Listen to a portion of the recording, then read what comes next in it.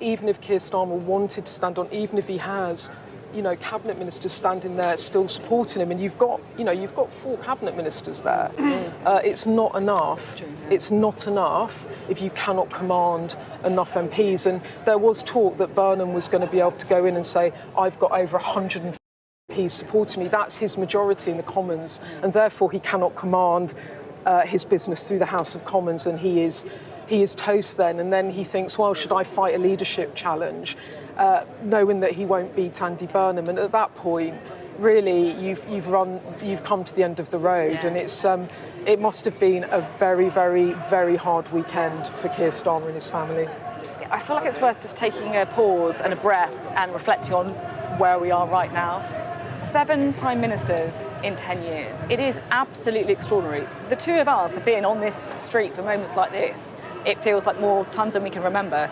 And every time the atmosphere is pretty heavy, I'll be honest. It's quite somber. You could see the faces there. Yeah. The journalists are, I guess, a bit more hushed than perhaps we were, because what we're seeing is someone's dreams of being prime minister, because everyone goes to being prime minister thinking they might transform the country, ending in this reality. I have to say, though, I was talking to some of those around Burnham last week, and they did make the point to me, it's not that Andy Burnham is coming for Keir Starmer's job. Keir Starmer, and then it gets harder. Time for that interview, the doors come in. Right, we're going to jump down.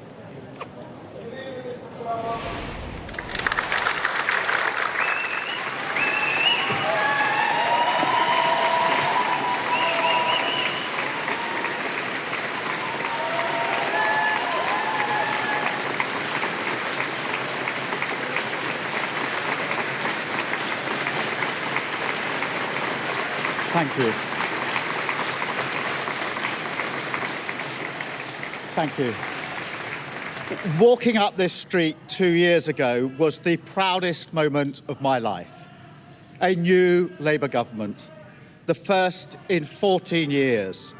A page in our country's history turned after years of disappointment and despair. The chance to change the lives of millions of people for the better. That's what I came into politics for. The journey to that point was not easy. 6 years ago, I inherited a Labour Party that was politically, financially, and morally bankrupt. I was told time and time again that my party was finished, that we were consigned to history, that a majority at the general election, let alone a landslide majority, was impossible.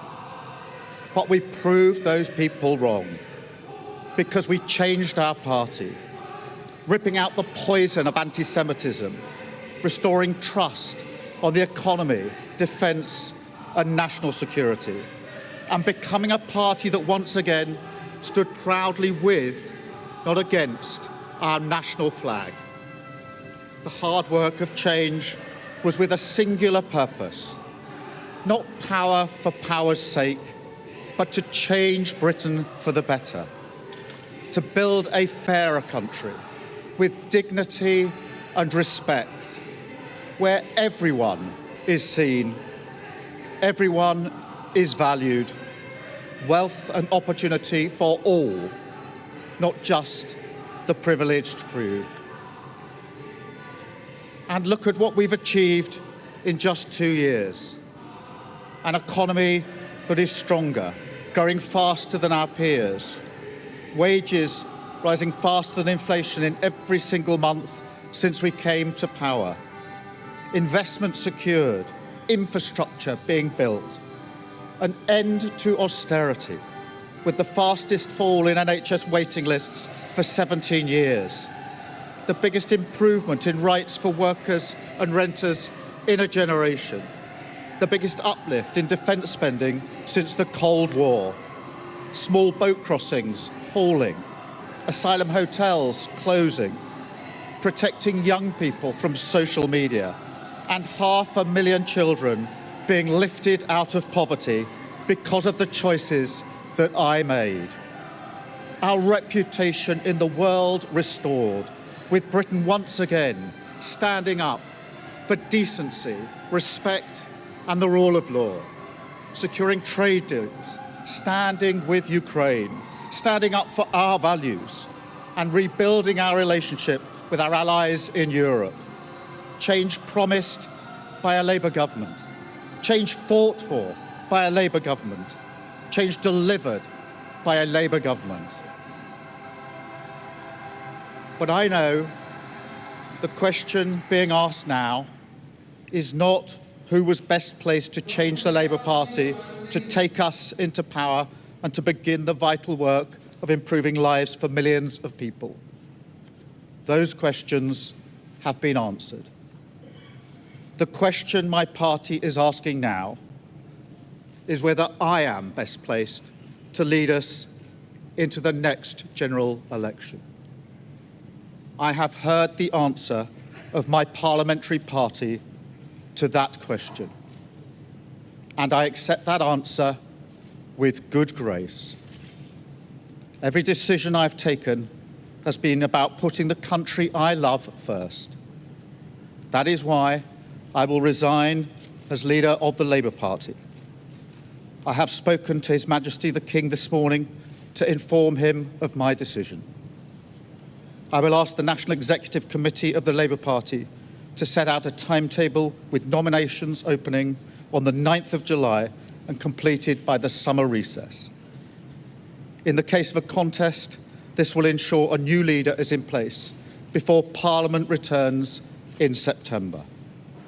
I will remain in post as Prime Minister until the contest is complete, and I will do everything I can to ensure an orderly handover of power. I will also give my successor my full and unequivocal support, knowing that they will inherit a Britain that is far stronger and fairer than the one I inherited 2 years ago, better prepared for the challenges ahead and better able to ensure the Labour Party secures a second term in office. I want to thank all of those friends and colleagues who have been at my side for these past 6 years or so, for their incredible commitment, service and support. I want to thank the brilliant Number 10 staff and our country's extraordinary civil service who dedicate their lives to public service. And when I leave the biggest job in the country, I shall spend more time on the most important job, being the best husband I can to my fantastic wife, Vic, who has been a rock by my side through good times and bad, and being the best dad I can to my beautiful children, who are my pride and my joy. Thank you very much.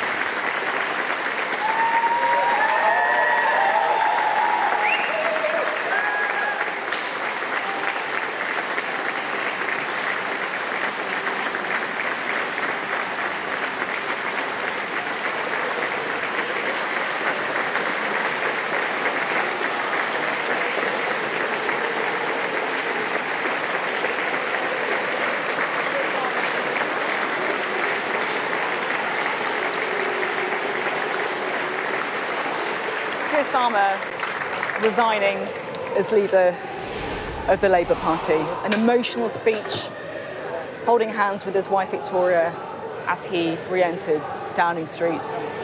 He listed his achievements, he talked about what he'd done as leader, things that he was proud of as Prime Minister. But he said that the question his party is now asking is whether he was best pleased to lead them into the next election. He said that he'd heard the answer, and as a result, he was going to resign.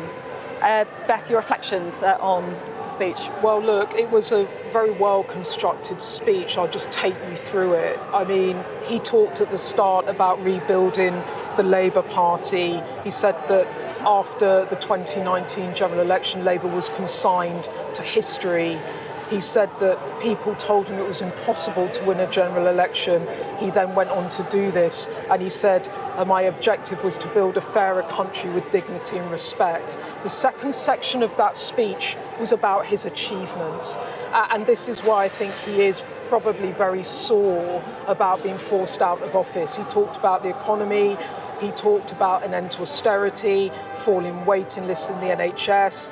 He talked about small boat crossings falling. He talked about lifting 500,000 children out of poverty and rebuilding international relations. So he ran through his achievements, but then he got to the crunch of the speech, which was clear when he said, the question is whether I am the person to lead the Labour Party now and into the next general election. He said, my parliamentary party have given me the answer, and as such, I am resigning as leader of the Labour Party. He then went on to say that he accepted that answer with good grace. He said that he had spoken to the King, and then he said it was up to the National Executive Committee of the... You can hear them applauding him inside. You can hear that, can't you? Just everyone's gone in now, and you can hear very loud applause as I imagine he's now going around the team, and I imagine there are tears in there. Yeah, hopefully you can hear it over the hymns that seem to be blaring from the other side of Downing Street. He then, just in terms of what happens next, he then said he's asking the National Executive Committee of the Labour Party to set out a timetable from the 9th of July to recess, so quite a short period. And he said in case of a contest, it will ensure the new leader is in place before Parliament returns in September. And he said, I will remain in post until that process is over. I give my successor my full support. And reading from that, Sophie, I think recess is about July the 16th, 17th. As we get more reaction to the resignation of Keir Starmer, I still can't quite believe it, saying it, the resignation of Keir Starmer, because this is what has happened this morning. Keir Starmer saying today, that podium moment, flanked by his wife and his closest members of staff and members of the cabinet, that he has listened to his MPs, that he's going to stand down. Because look, politics at the end of the day is a numbers game. You know, the first rule of politics, it's a cliche, but it's true, is learning how to count. And Keir Starmer, the man who wanted to fight, the man who was determined to continue, I guess knew that it was inevitable that he would have to step aside after speaking to members of his cabinet and his MPs and his party as well. Let's go now and get the latest from his former Director of Communications, James Lyons, who joins us. James, what did you make of the speech? Well, Sophie, we were talking around an hour ago about what we thought might happen, and as I said then, I thought that the Prime Minister would put the interests of the country first, and I think that's exactly what we've seen today. And it's clear from not just what the Prime Minister said, but the way he said it, that this has been an incredibly difficult decision for him. I think you could hear the emotion in his voice at the end of that, and you know that comes in stark contrast to at least one of his predecessors. You'll remember David Cameron almost skipping out of Downing Street while humming a tune after making a very, very similar statement. Yeah, it's quite interesting, the comparisons to the different people over the years. Theresa May, of course, welling up, Gordon Brown having quite an emotional resignation speech as well. It was inevitable, I guess, but do you think that Keir Starmer changed his mind over the last few days even because of the political reality?